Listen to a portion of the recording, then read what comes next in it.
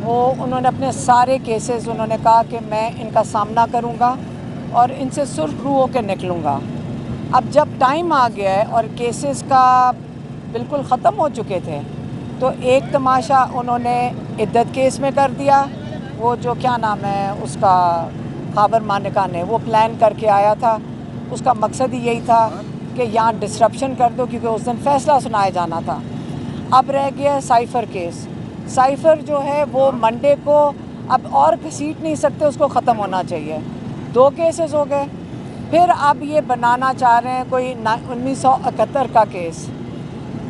देखें, अब टाइम हम आपका अगर ख्याल है कि जब तक इमरान खान के आगे केसेस चल रहे थे और उन्होंने उनका सामना किया है ईमानदारी से, उन्होंने कहा मैं इनसे सुरखरू होकर निकलूँगा, तो अब ये क्या ताकि इमरान खान को जेल में रखा जाए या उसकी तस्वीर ना निकले।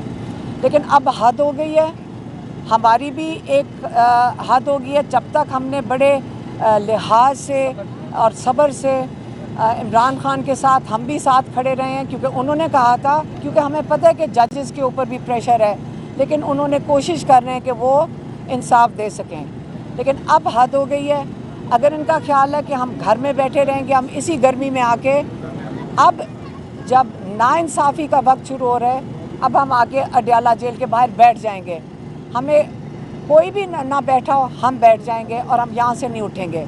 अगर हमें भी जेल में डालना हो और हमारे साथ जो लोग बैठे होंगे उनको भी जेल में डालना हो, हम सब तैयार हैं। अब जेल भर दें, पहले ही 7,500-8 हज़ार लोग हैं, इसके अंदर हम सारों को डाल दें, क्योंकि हमें भी जिस वक्त जो लॉयर्स हैं, आज केस इसलिए नहीं हुआ क्योंकि जो लॉयर था उस्मान गिल, वो कोर्ट के अंदर था, उसके ऊपर भी दहशतगर्दी का पर्चा डाल दिया है।